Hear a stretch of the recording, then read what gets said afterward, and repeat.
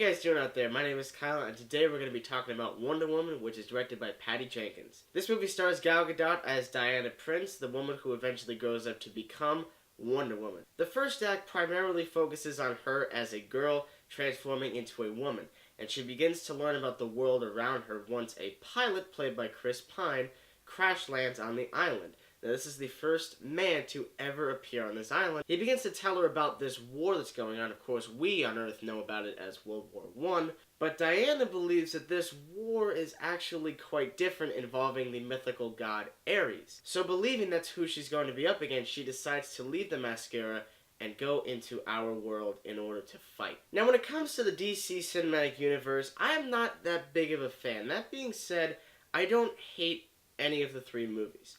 Man of Steel, in a lot of ways, is the most grounded of the three. It's the one that I think tackles the most human emotion, and I think that objectively it is the best one of the three.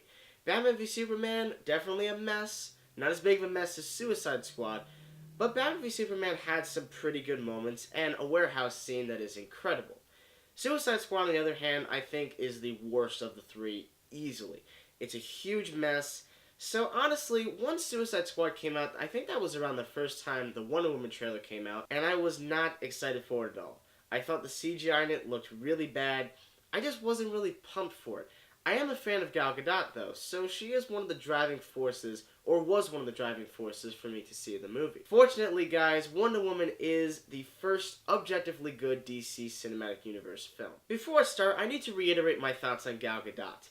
I have never been a hater of this woman. I know there's a lot of people who really don't like her. They don't like either her accent, the fact that she's really skinny, but it's the fact that she's mainly been typecast as these kick-ass action heroes with not really a lot of backstory. But for me, I think those are really good roles because it shows that she can do it. This is easily her best performance. It's her most versatile. She goes through a lot of emotions throughout the whole film. Besides kicking your ass, which would be completely easy for her, there's a lot of humanity given to her character as well. She's someone who was always taught about peace and love, and she wants to try to enforce that on the world. She's incredibly naive, and at times that kind of did get on my nerves, because I'm like, can you really be this naive about certain things? But then again, that's all that she's been taught, so I could mostly understand that. Now here's something that might get me ridiculed, but I don't really care. I actually took my mom to see this movie because she has wanted to see a Wonder Woman film for quite some time. She loved the show in the 70s with Linda Carter, so she was excited to see this character finally be brought onto the big screen in her own solo film. And I can tell you guys, she was on the edge of her seat cheering with the very first battle scene on the beach. It's really good. It's really well helmed. There were a couple of shots where the CG was a bit noticeable, but it had some really awesome moments. It was a really badass battle. Let's talk a little bit about Chris Pine. I personally am not a huge fan of this actor. I know that a lot of people who really do like him as Kirk in the Star Trek prequels. I'm not really a fan. I'm not a fan of Star Trek in general, but his performance as Kirk, for me, it just didn't really work. That being said though, I loved his performance in Hell or High Water, which in my mind was one of the best movies of last year. That performance was excellent. It should have gotten him an Oscar nomination. It was so reserved and natural. It just flowed from him. And I also really liked him in this movie too. His performance was really good. There's some comedy he has to say that for me really worked, but there's also some comedy he said that didn't quite work for me. That was a little bit cringeworthy at times. But one thing I will tell you is that some of the comedy he has to say, the female audience absolutely erupted in laughter. I do think the first act ran a little bit too long. I felt that it just dragged a little too much. But once we got to Act 2, that is where the movie became awesome. My favorite scene in the movie is the trench battle, or the no man's land scene. It is phenomenal. I know everyone has talked about it, but it's true. It's a really great action scene. It's a great moment for Wonder Woman. That's the first time that she really stepped into the battle. And it was just awesome. The way they directed every shot of that scene was excellent. I just kind of wish the rest of the movie was like that, because the third act is where it starts to go down. And let me start getting into some of my cons. Wonder Woman, in my mind, was a good movie. I just didn't think it was a really great one. Now, I'm not being sexist at all. I just think the movie was a bit overhyped. I do think certain areas of this movie blew me away, like the trench battle scene. But it has a lot of the same problems that so many other superhero movies have, like for instance, the villains. I can't get too much into their own characters because this is a spoiler-free review, but what I will say is that they're villains that have a lot of potential, but in the long run they don't really mean so much to the movie as the primary villain, because there's more than one in this film. Danny Huston's character, you're led to believe that he is someone else, and for the most part, I just didn't believe he was that person. There were a lot of hints showing it, but in my mind, I just didn't believe it. Now, the woman that I was actually interested in was Dr. Poison.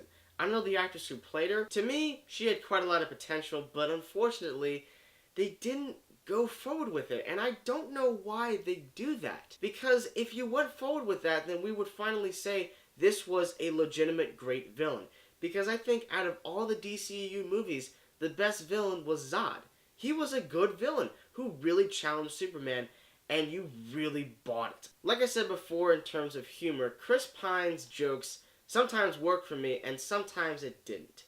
And there's a lot of other jokes in the movie that for me just didn't work at all. Some of them felt flat or felt kind of cringy.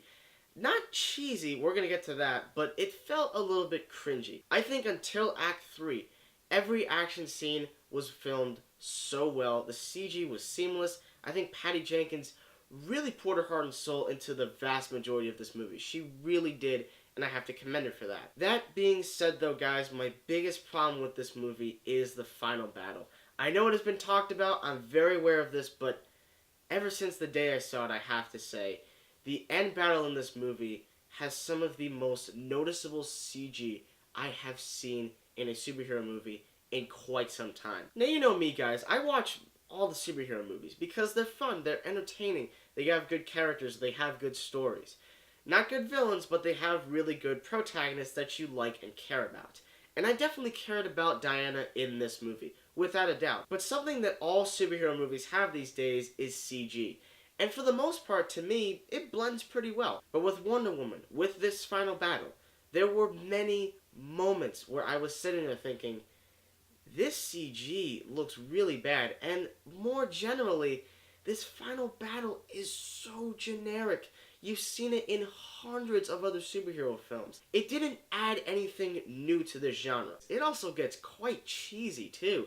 Not in terms of the battle, but in terms of a specific line that is spoken that I don't want to reveal if you haven't seen the movie. And I understand that it is a superhero origin story, and that most superhero origin stories don't have very fast pacing because you have to set up a world, a protagonist, certain other characters into the story, and once you make sequels, that's when it can move faster.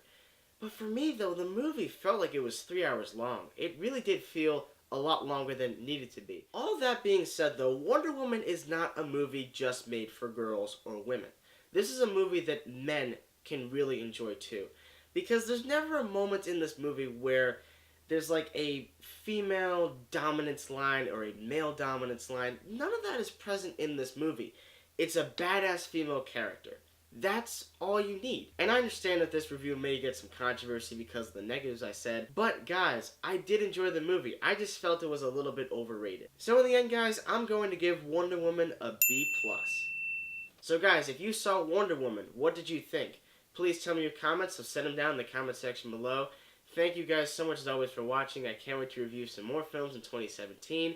Next movie I really plan to see is Cars 3. I'm excited for that because of childhood nostalgia. Anyways, guys, thank you so much, and stay tuned.